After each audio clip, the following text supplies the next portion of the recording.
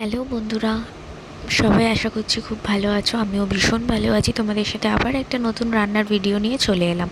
তো দেখো, আমি একটুখানি চিকেন রান্না করব। ফ্রিজে অল্প একটু চিকেন ছিল, তো হঠাৎই কি মনে হলো, খুব মনটা চিকেন চিকেন করছিল, তো এইটুকুই চিকেন ছিল।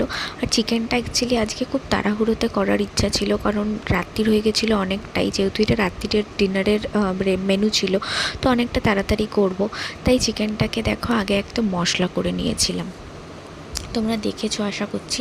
মশলাটার মধ্যে আমি রসুন, আদা, পেঁয়াজ সব কিছু দিয়ে তার মধ্যে গুঁড়ো মশলা মানে গুঁড়ো লঙ্কা, হলুদ, নুন, গরম মশলা গুঁড়ো সব কিছু অ্যাড করে, টক দই সব কিছু অ্যাড করে, অল্প একটু টক দই দিয়েছি কারণ পরে আবার টক দই দেবো, সব কিছু অ্যাড করে মশলাটাকে পেস্ট করে নিয়েছি। আর তারপর মাংসটাকে ভালো করে ধুয়ে জল ঝরিয়ে রেখে দিয়েছি। এদিকে দেখো কড়াতে তেলটাকে গরম করতে বসিয়ে দিয়েছি। আর মাংসটা দেখো আরেকটা সাইডে দেখো আমার হাতটা দেখা যাচ্ছে, ওখানে আমি মাংসটাকে দেখো ভালো করে ম্যারিনেট করে নিচ্ছি, যে মশলাটা করে রেখেছি ওই মশলাটা দিয়ে ম্যারিনেট করে। আমার হাতে টাইম ছিল না তাই, কিন্তু তোমরা যদি পারো। আর ইতিমধ্যে দেখো আমার পাশে ওই যে আমার পুচকে পোলা চেয়ার নিয়ে, ওটা ওর গাড়ি হয়েছে, আর ওই যে ওই গাড়ি নিয়ে ওই দিক থেকে ওদিক যাচ্ছে আর ওদিক থেকে এদিক যাচ্ছে। যাই হোক, তো যেটা বলছিলাম, তোমরা যদি ম্যারিনেট করে মোটামুটি আধা ঘন্টা রাখতে পারো তাহলে আরও ভালো টেস্ট হয়। আমার কাছে টাইম ছিল না তাই আমি তাড়াতাড়ি করেছি।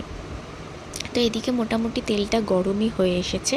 তো এবার আমি এর মধ্যে দেখো মোটামুটি আমি বারবার জাস্ট দেখছি যে তেলটা গরম হয়ে এসেছে কিনা। আর ওদিকে যেহেতু আমার ছেলে এত বদমাইশি করছে, ওই জন্য কী করবো, বারবার ওকে চেয়ারটা সরিয়ে দিচ্ছি। এদিকে দেখো এবার আমি দুটো ছোটো এলাচ থেতো করে তেলে দিয়ে দিলাম। দেওয়ার পর এই যে ম্যারিনেট করা মাংসটাকে আমি কড়ার মধ্যে ছেড়ে দিলাম তেলটা গরম হয়ে আসার পর। আর তারপর বাটিতে যেটুকু মশলা ছিল সেটা পুরোটাই আমি চেঁচে কড়ার মধ্যে দিয়ে দিলাম। আর ও তো ওদিকে গাড়ি চালিয়েই চলেছে, ওর গাড়ি চালানো আর বন্ধ হচ্ছে না। মানে আমি যতক্ষণ রান্না করব ও সেই বদমাইশি করেই যাবে, ওর ওটাই ভালো লাগে। আর সত্যি কথা বলতে আমিও ভীষণ এনজয় করি রান্না করতে করতে ওর এই অ্যাক্টিভিটিসগুলো। আমার কাছে এসে বলছে আমাকে চিনি দাও। ও এত চিনি চিনি খেতে ভালোবাসে, কিন্তু আমি তো ওকে এখনও একদমই কোনো রান্নায় চিনি ইউজ করি না, বা চিনি খাওয়াইও না ওকে আমি। সো সেই জন্য ওকে ভুলিয়ে আমি ওখান থেকে পাঠিয়ে দিলাম। তো দেখো কথা বলতে বলতে এদিকে দেখো চিকেনটা মোটামুটি আমি একটুখানি ভালো করে তেলে নেড়ে গ্যাসটাকে মিডিয়াম টু হাইতে করে রেখে দিয়েছি। তারপর এদিকে চলে গেছি আলুটাকে খোসা ছাড়াতে। পিলার দিয়ে আলুটার খোসা ছাড়ানো হয়ে গেছে, দিয়ে আমি আলুটাকে অ্যাড করে দিয়েছি। দুটো আলু ছোটো ছোটো আলুকে কেটে অ্যাড করেছি। অ্যাকচুয়ালি চিকেনে আলুটা না দিলেই ভালো লাগে টেস্ট, বাট আমার হাজব্যান্ড আলু ছাড়া খেতে চায় না। সো যেহেতু আমরা রাতে ভাত দিয়ে খাবো, তো সেই জন্য একটুখানি আলু আমি অল্প করে অ্যাড করে দিয়েছি। দিয়ে আমি আবার মশলার সাথে ভালো করে আলু আর মাংসটাকে কষিয়ে নিচ্ছি। এদিকে কষাতে কষাতে মোটামুটি হালকা তেল ছাড়তে শুরু করেছে মাংসটা থেকে। এই পর্যায়েতে আমি চলে গেছিলাম টক দই খুঁজতে, কিন্তু ফ্রিজে গিয়ে দেখছি যে টক দই নেই। তো তখন আমি দুটো গরম মশলা, যেটা আমি পেস্ট মশলার সাথে অ্যাড করিনি, সেটা হচ্ছে অল্প একটুখানি ধনে গুঁড়ো। আমি ধনে গুঁড়ো খুব একটা খাই না, অ্যাভয়েড করি। আর অল্প একটুখানি জিরে গুঁড়ো, মানে জাস্ট নামমাত্র শুধু ফ্লেভারের জন্য ওইটুকু মাংসর মধ্যে অ্যাড করে দিলাম। আর টক দই দেখছি ফ্রিজে নেই, তো তখন আমি আমার হাজব্যান্ডকে বলি যে টক দইটা তো খুঁজে পাচ্ছি না ফ্রিজে। তো ও তখন বলে ঠিক আছে, তোমার মাংসটা তুমি কষাতে থাকো, আমি টক দই এনে দিচ্ছি। তো সেই পর্যায়ে আমি মাংসটাকে ভালো করে মশলার সাথে ভালো করে কষিয়ে নিয়ে ঢাকা দিয়ে দিয়েছি। এবার ও যেহেতু টক দই আনতে গেছে, ততক্ষণ মাংসটাকে নামিয়ে আমি দেখলাম যেহেতু টাইম আছে, তাই ছেলের খাবারটাকে বসিয়ে দিয়েছি। তো এদিকে দেখো আমার ছেলের খাবারটাও মোটামুটি হতে শুরু করে দিয়েছে, কারণ আমি দেখলাম যেহেতু টাইম আছে ও টক দইটা আনবে, তাই আমি এদিকে ছেলের খাবারটাকে ও তো অ্যাকচুয়ালি রাতে সম্পূর্ণ সিদ্ধ খায়, তো ওর খাবারটা আমি বসিয়ে দিয়েছি।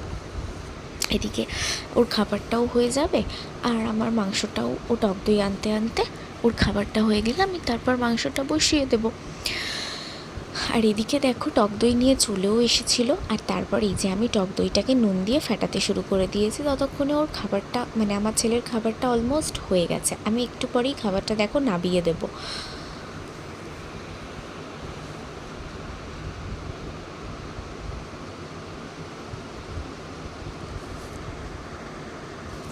তো এই যে দেখো আমি খাবারটা নামিয়ে দিয়েছি, দিয়ে আমি আমার মাংসটাকে আবার কিন্তু বসিয়ে দিয়েছি। তো এই যে দেখো মাংসটাকে বসিয়ে মাংসটাকে ভালো করে আমি কষাতে শুরু করেছি। আর তারপর যে পর্যায়ে মাংসটা থেকে তেল ছাড়তে শুরু করেছিল, আমি তখন দুটো লঙ্কা চিড়ে মাংসটার মধ্যে অ্যাড করে দিয়েছি। আর তারপরে ফেটিয়ে রাখা টক দইটা ওখানে অ্যাড করে দিয়েছি। দেখতেই পাচ্ছ কালারটা কিন্তু ভীষণ সুন্দর এসেছিলো।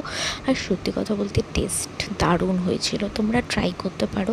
কিন্তু মশলাটা তোমাদের পেঁয়াজ, আদা, রসুন, টমেটো, লঙ্কা, হলুদ, নুন, কাশ্মীরি মির্চ, গরম মশলা গুঁড়ো সবটা একসাথে দিয়ে পেস্ট করতে হবে, তবেই কিন্তু মাংসের টেস্টটা অন্যরকম হবে। তো এখানে দেখো তোমরা দেখতেই পাচ্ছ মাংসটা দারুণ কালার এসেছে আর দারুণ একটা সেন্ট আসছিল। আর দেখতেই পাচ্ছ মাংস অলমোস্ট আমার ডান এখানে। তো এই পর্যায়ে মাংসটা তোমাদেরকে একটু ক্লোজ করে দেখাচ্ছি। ভীষণ সুন্দর একটা স্মেল করছিল, তেলও ছেড়ে দিয়েছিল। আর এই যে দেখো এইবার মাংসটা মোটামুটি কষানো হয়ে গেছে। আমি এবার একটু জল দিয়ে দেবো জাস্ট আলুটার মাংসটা সেদ্ধ হওয়ার জন্য। আর ওই যে পাশে দেখো আমি একটুখানি কষার গ্রেভি খাবো বলে তুলেও নিয়েছি, বিকজ আমি না যখনই চিকেন করি আমার এই কষা গ্রেভিটা খেতে ভীষণ ভালো লাগে। জানি না কেন, আমি যে কোনো রান্নার কষা খেতে খুব ভালোবাসি, কিন্তু যেহেতু ভাতের সাথে খাবো তাই কষা করার উপায় নেই, তাই অল্প একটু জল দিয়ে দিলাম, ব্যাস আমার ডান। টাটা।